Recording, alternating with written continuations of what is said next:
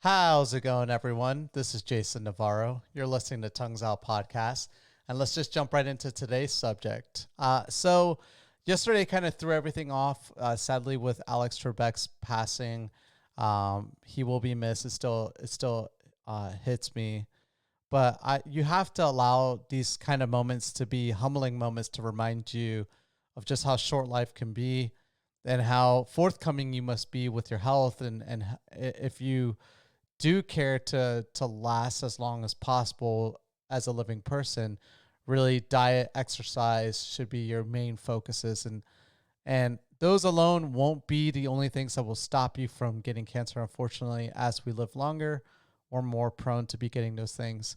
So also having regular doctor's visits and going through the precautionary steps to get blood work done and all necessary age-related specific tests, you need to get those things done as well. And hopefully you can catch these kind of things early on so they can at least be treated or cured. But hopefully technology kind of advances in a way that we can start picking up on these things sooner than expected. But outside of that, another way to kind of cope with these things is to always remind yourself with items that just remind you of just being a positive person and having a positive outlook. And so, the last 3 days I wanted to do like a positive motivational piece that moves me every single time I hear them or I read about them every single time. And so we did The Pale Blue Dot was the first one by Carl Sagan. The second one was The Egg by Andy Weir. And then this third one, I don't know who to give credit to. I think it's the person that created it is supposed to be a principal. His name is Baz Luhrmann, and he's supposed to be a principal giving a graduating speech to the class of '97. And in that speech, he wants to make it a motivational speech, and so that speech is the Sunscreen Song. And when you hear the Sunscreen Song, it really isn't something that you're really going to get a lot from the name of the song. And I didn't initially when my and by the way, this is the first thing that was ever introduced to me to be a motivational like a humbling piece that would just help me just have a better perception on everything to be a better person. This is the first thing that was introduced to me at the age of 20 or 21, excuse me, by one of my first like adult good friends that I had and my first roommate actually. And so he introduced this to me and told me about the Sunscreen Song. And at first when he told me about it, I thought it sounded crazy. John, to this day, I thank you so much for introducing this to me, but I'm going to read it out to you guys now.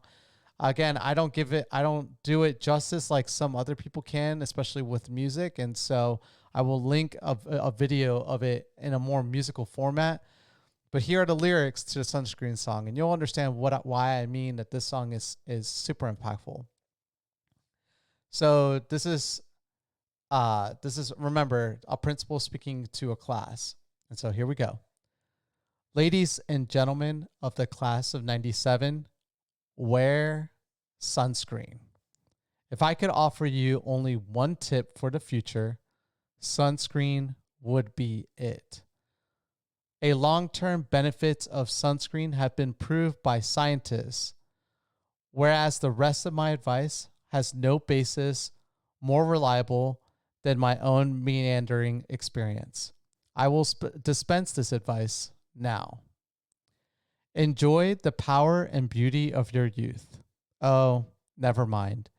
You will not understand the power and beauty of your youth until they've faded. But trust me, in 20 years, you'll look back at photos of yourself and recall in a way you can't grasp now how much possibility lay before you and how fabulous you really looked. You are not as fat as you imagine. Don't worry about the future or worry, but know that worrying is as effective as trying to solve an algebra equation by chewing bubblegum.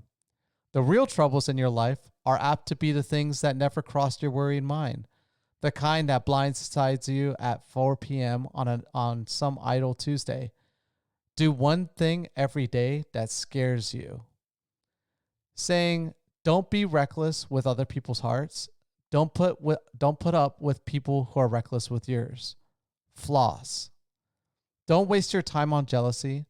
Sometimes you're ahead, sometimes you're behind. The race is long, and in the end, it's only with yourself. That one's like one of my favorite lines. Remember compliments you receive. Forget the insults. If you succeed in doing this, tell me how. Keep your old love letters. Throw away your old bank statements. Stretch. Don't feel guilty if you don't know what you want to do with your life. The most interesting people I know didn't know at 22 what they wanted to do with their lives. Some of the most interesting 40-year-olds I know still don't. Get plenty of calcium. Be kind to your knees. You'll miss them when they're gone. Maybe you'll marry. Maybe you won't. Maybe you'll have children. Maybe you won't. Maybe you'll divorce at 40. Maybe you'll dance to funky chicken on your 75th wedding anniversary. Whatever you do, don't congratulate yourself too much or berate yourself either. Your choices are half chance, and so are everybody else's. Enjoy your body. Use it every way you can. Don't be afraid of it or what other people think of it. It's the greatest instrument you'll ever own. Dance. Even if you have nowhere to do it but your own living room. Read the directions even if you don't follow them. Do not read beauty magazines. They will only make you feel ugly. Get to know your parents. You never know when they'll be gone for good. Be nice to your siblings. They're your best link to your past and the people most likely to stick with you in the future. Understand that friends come and go, but a precious few who should hold on. Work hard to bridge the gaps in geography and lifestyle, for as the older you get, the more you need the people you knew when you were young. Live in New York City once, but leave before it makes you hard. Live in Northern California once, but leave before it makes you soft. Travel. Accept certain inalienable truths. Prices will rise. Politicians will philander. You too will get old. And when you do, you'll fantasize when you were young, prices were reasonable, politicians were noble, and children respected their elders. Respect your elders. Don't expect anyone else to support you. Maybe you have a trust fund. Maybe you'll have a wealthy spouse. But you never know when either one might run out. Don't mess too much with your hair, or by the time you're 40, it will look 85. Be careful whose advice you buy, but be patient with those who supply it. Advice is a form of nostalgia.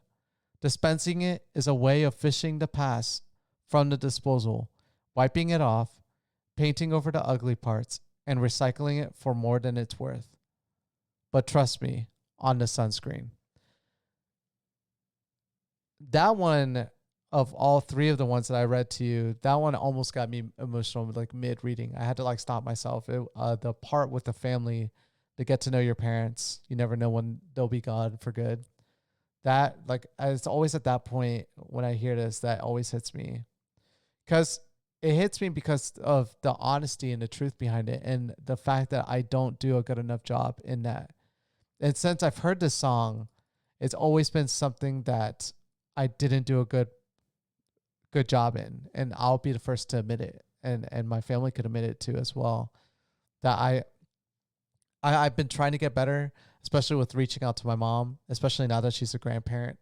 You know, I try to reach out to her as much as possible on a daily basis, but you know, that's I don't do a good enough job with my brother. I don't reach out to him enough, and it's to this day it's one of my biggest regrets, and I don't have an answer for why I don't.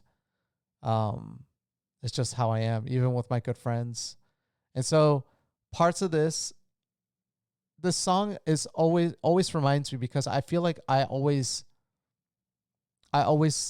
take notches off of it. It's one thing that I feel like if I listen to it every year, every 5 years, I'm happy that I get more closer to completing, and thankfully never losing sight of the things that I've completed.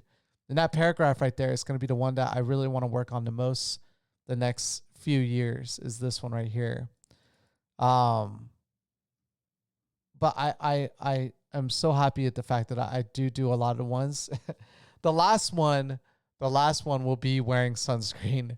I've told myself plenty of times that I will tackle every single thing on this list, and the last thing I'll do is wear sunscreen daily. And when I do, it'll be a semblance to myself that I finally have become the best version of myself that I could ever be. And if you listen to the lyrics, they're just so beautiful. They really are. They tell you to stop comparing yourself to other people, stop over critiquing yourself, be more humble, be more happy about the fact that you're living, the fact that you exist, the fact that you can move, the fact that you can do things.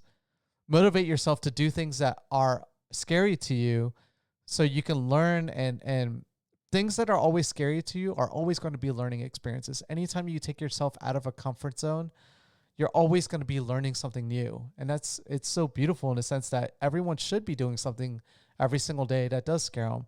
I don't personally, but I do love moments that get me out of my comfort zone because I enjoy learning.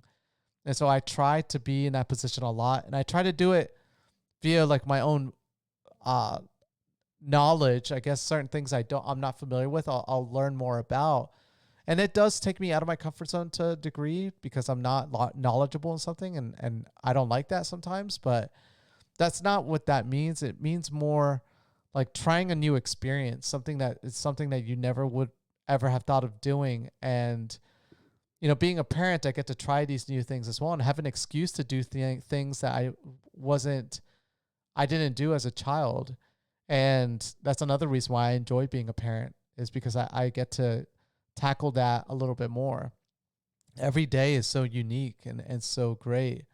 But still, this is also about yourself and motivating yourself to also learn and grow and try new things as well. Don't like that one. I learned very quickly, like the whole not worrying about the next day. I don't make plans in life. I'm not that type of person.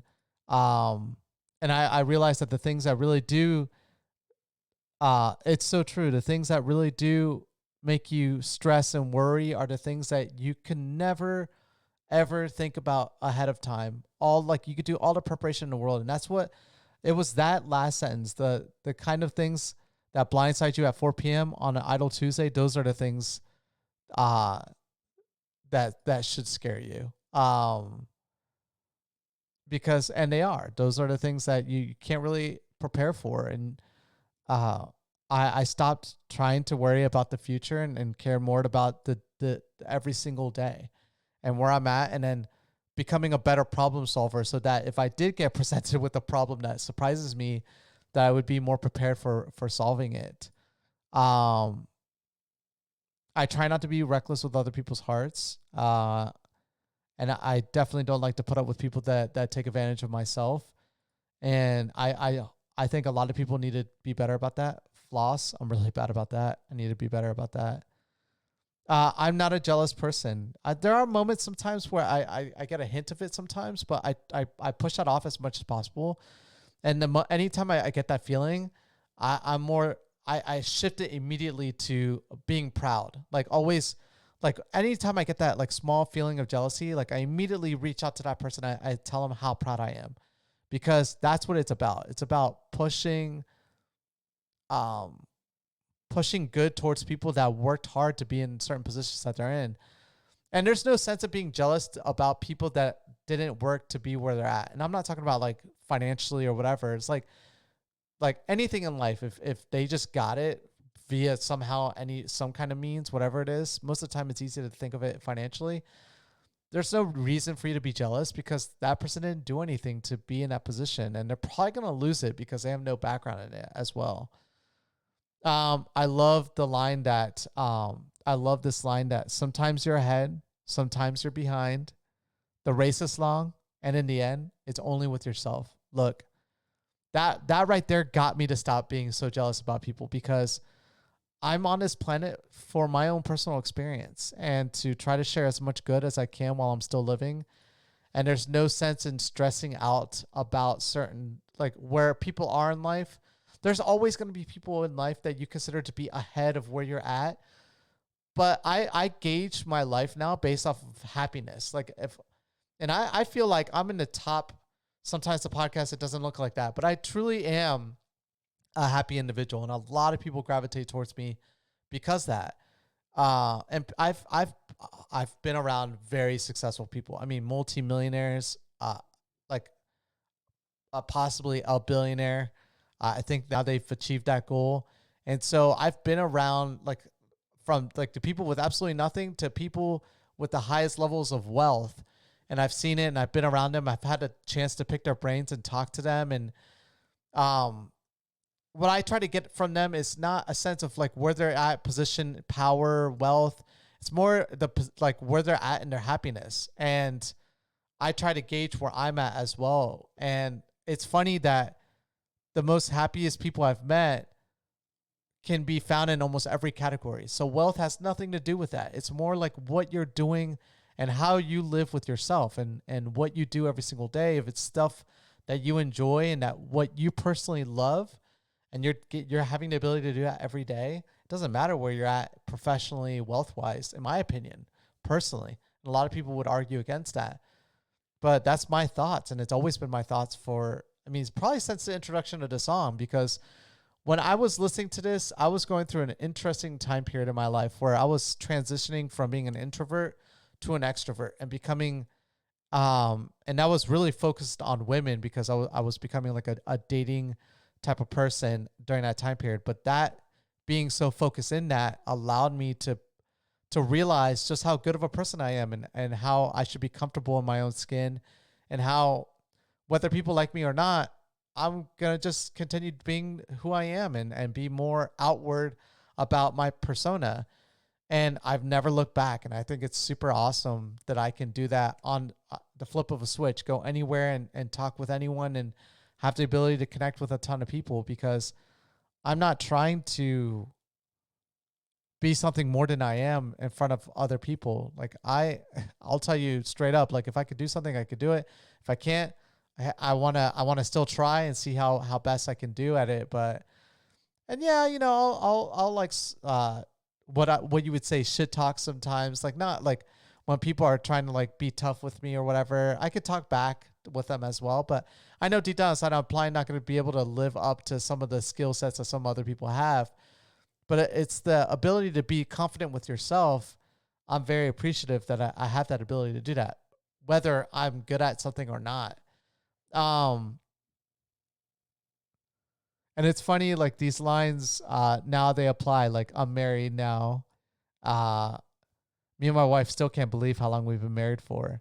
I have a daughter now, so I have the children. Mark, I'm not going to divorce at 40. That would be 10 years, and I don't see that happening. I want my daughter to have a healthy household, and both me and my wife are super happy together.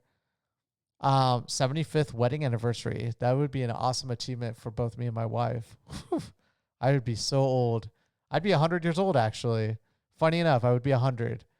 If I'm still with my wife at 100 years old, and she's still living and I'm still living, that would be so super cool.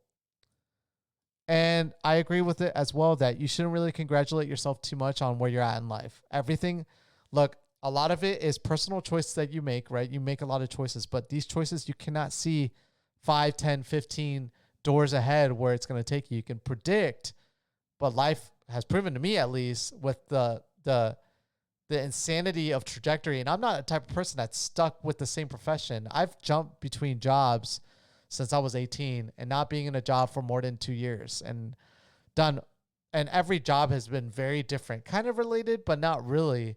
And it's been interesting to see where I'm at now in life and what I'm doing. And it's just wild, honestly. So yes, my choices are half chance and everybody else's is as well. Like where you're at in life really are your choices, but you can't see that far ahead. So there's no sense in trying to stress out about that or congratulate yourself too much about where you're at as well.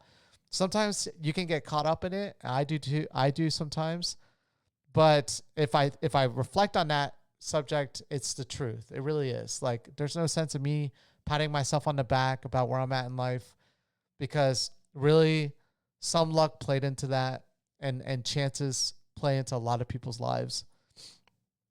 And enjoy my body. I try to walk around naked as much as possible. I can't really do that anymore because I have my daughter and she'll never see her dad without clothes on. But every chance I get, I'll like walk around downstairs without clothes. I'm not a fit person, but I've been comfortable with my body for a long time. Even I like sometimes I allow people say things and I allow it to bother me, but not so much more about my body structure, but more reminds me of my health. Like, man, am I losing sight of being a healthy person? I should probably do something about that. Um, I don't dance enough. I need to dance more. My Latin family would disown me if they knew that I'm not dancing enough in life. Um, I try my best to stay in touch with my good friends, and I do. Like my good friends Jonathan, um, Dylan, John, the one that introduced me to the song. He's been on an interesting course in life, but here and there, like we talk and we chit chat. But he's the one that I really need to spend more time trying to. He's just been a busy person. He's a super busy individual, and he's enjoying life now, which is great for him because he spent like 10 years studying in a medical field and working really hard to become an anesthesiologist, and super proud of him. And now he can just do whatever he wants. He makes great money. And so great for him. Travel, man, that was the easiest one to knock off of here, even though the last year I haven't been traveling. Um, Respect your elders, always have been. Always, always, always. Like people that don't respect older people, if I could, I don't know. If I could somehow force you to understand how that is probably one of the most important things there, because like elder people, they have so much to contribute. They've gone through like, this is the way I look at it. Like when someone tells me, for instance, that they're 60 years old, so it's very easy for people to like, I'm 33. So it's very easy for me to say that person is 27 years older than me, right? 27 years older doesn't sound like a lot. The way I look at it personally, though, and I started doing this like 5 years ago, was I started to look at older people and say to myself, oh my God, since I was born, since I was a baby, all the way to now where I'm at in life, like when I was 30, times that by 2. So essentially go back to being a baby and go all the way to where I'm at right now in life. All the achievements I've done, all the crazy experiences, do that again. That's what 60 is. That's crazy.